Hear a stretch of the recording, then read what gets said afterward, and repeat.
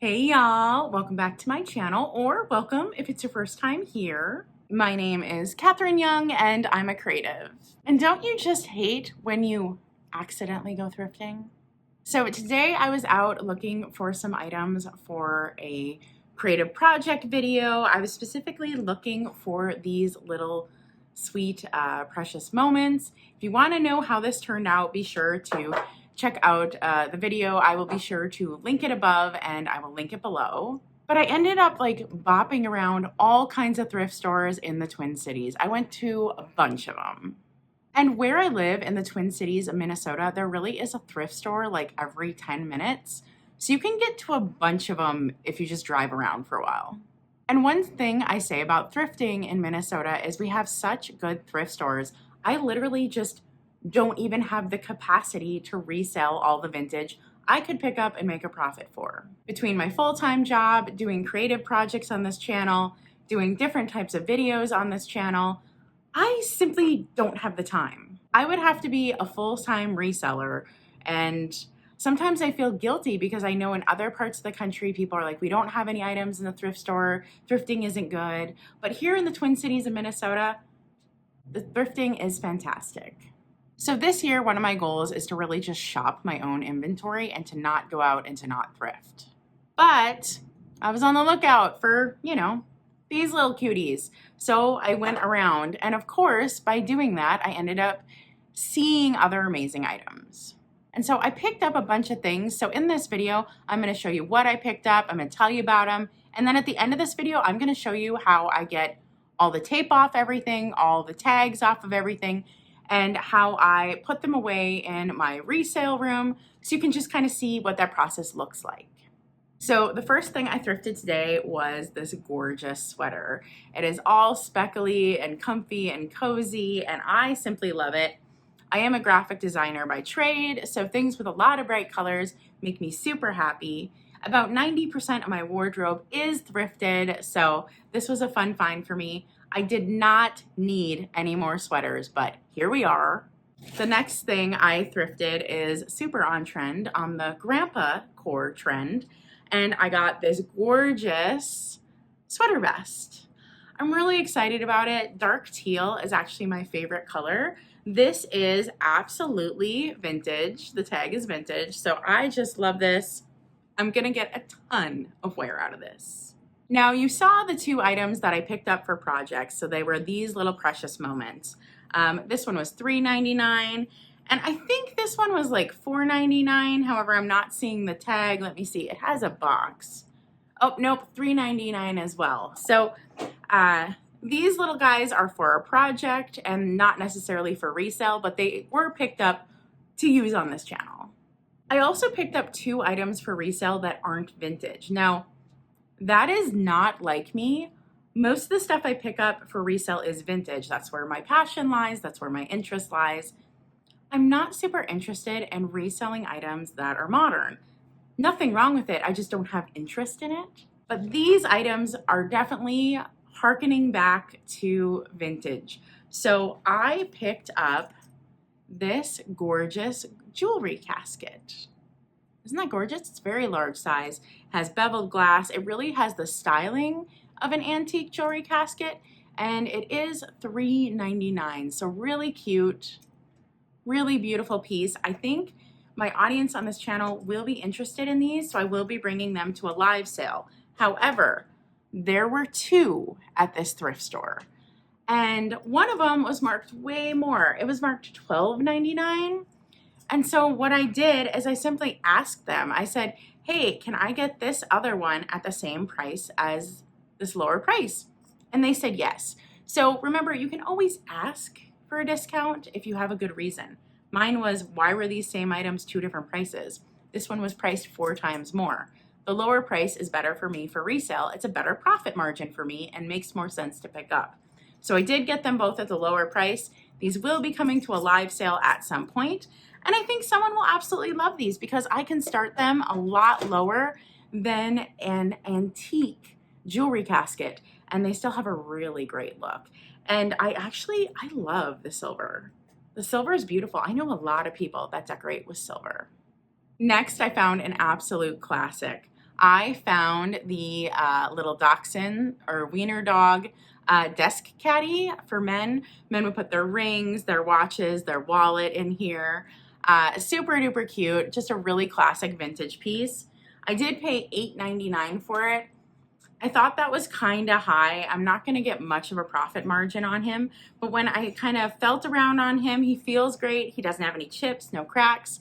And I was like, you know what? Even if I just break even on him or just make a little bit of profit, he's still super cute. So I picked him up. If he doesn't go in a live sale, I will probably put him in my antique booth. I found two different figurine pieces that are just gorgeous. This lovely lady playing on a piano. It's a larger one. Now this is a music box. It does play. She has no chips or cracks. She's in really good condition. And looking at the remnants of the sticker on the bottom and the numbering, I do believe she was probably left in.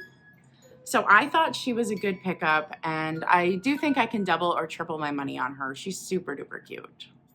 Another little figurine I got, it's kind of a figurine slash planter, is this lovely lady. Isn't she cute? Super duper cute. And no chips, no cracks, and it is a D. Lee. So it is marked on the bottom. It's kind of hard to see. Sorry about that. But it does have the original D. Lee sticker as well. So I thought this was a great pickup. This will be coming to one of my live sales. She's super duper cute. I've sold D. Lee before. This is a California pottery piece. You don't see them in my area actually that often. So it was exciting to find her, and she's just really cute. And I love her colors. Her colors are super cute. I then picked up some teacups to bring to live sales. I know some people have been looking for teacups from me. And when I look for teacups, I really look for like the super bougie ones. The fancier, the better for me. So I found this absolute stunner with pink roses and yellow. Absolutely gorgeous. This will probably be sold on its own. No chips, no cracks. I thought this was a very beautiful cup. I could just see this stage, so lovely. Even like with this staged, oh my God, so cute, right? So thought this was gorgeous.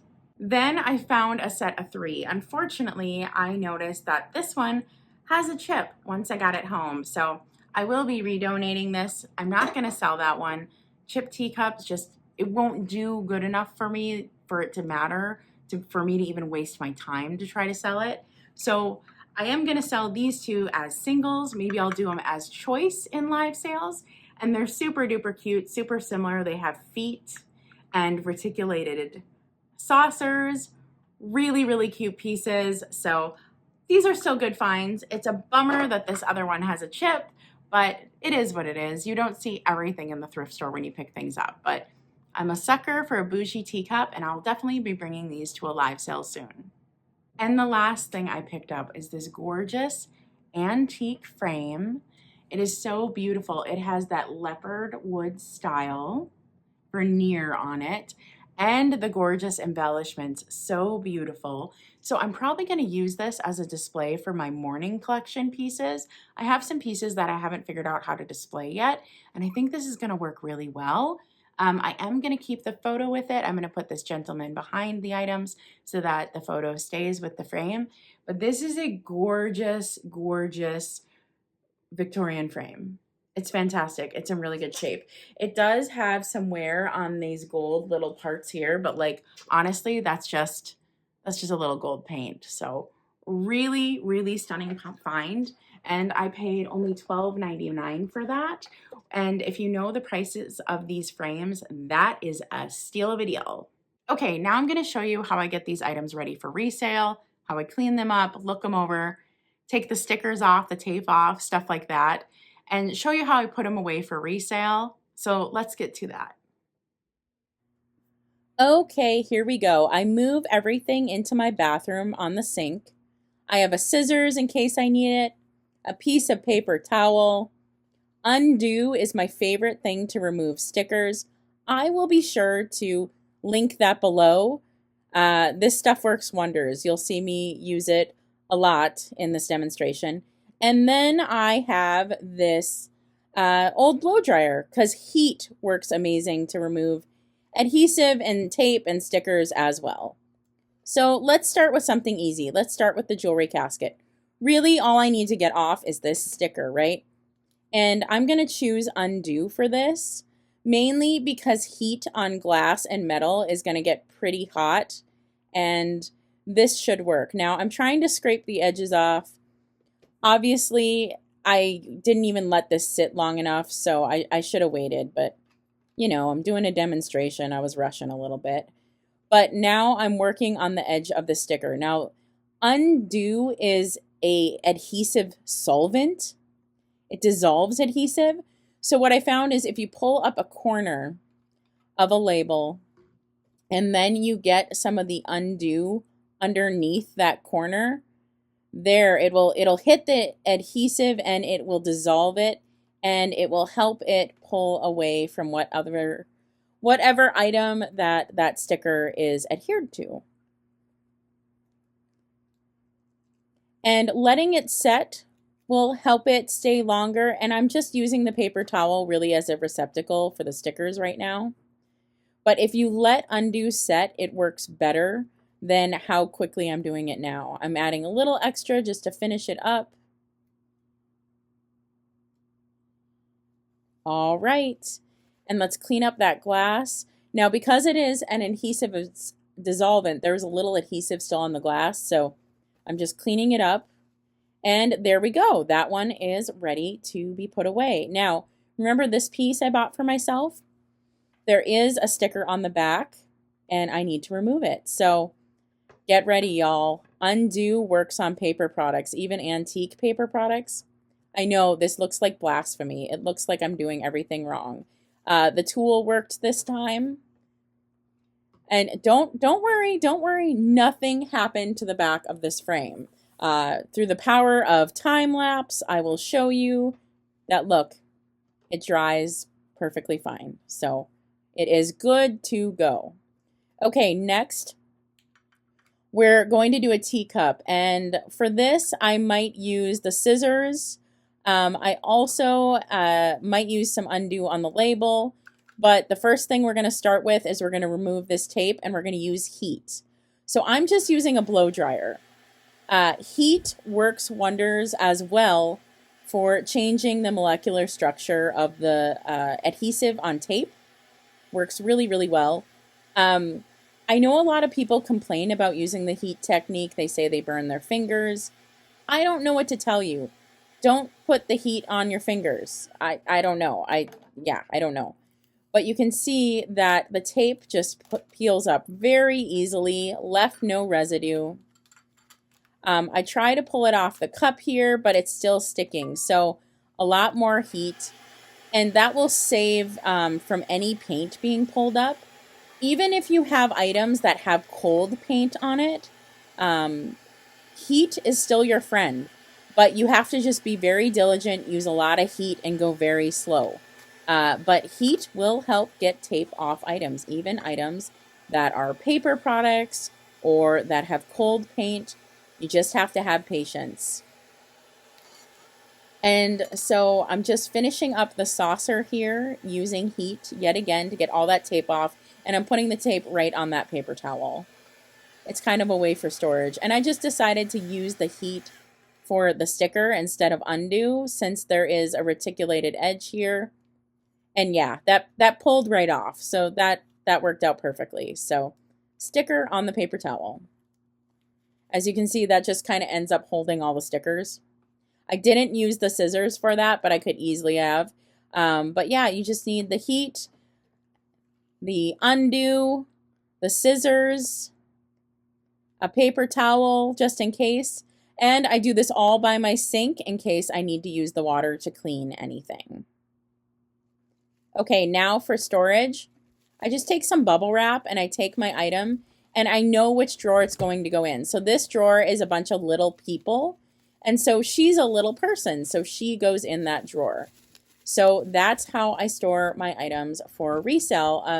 The drawers aren't labeled, but I know exactly what's in each drawer. Each drawer has like a certain type of vintage. So I have all these vintage drawers, and items just get stored away by their vintage type. And that's how I do it. Okay, that is all I have today. Thank you so much for joining me. And despite not thinking I was going to go thrifting this month, sometimes thrift just happens. And if you like videos like this, vintage, thrifting, creative projects, and more, please subscribe. And if you ring that bell, you'll be the first to know when I next upload. All right, stay creative, y'all, and bye.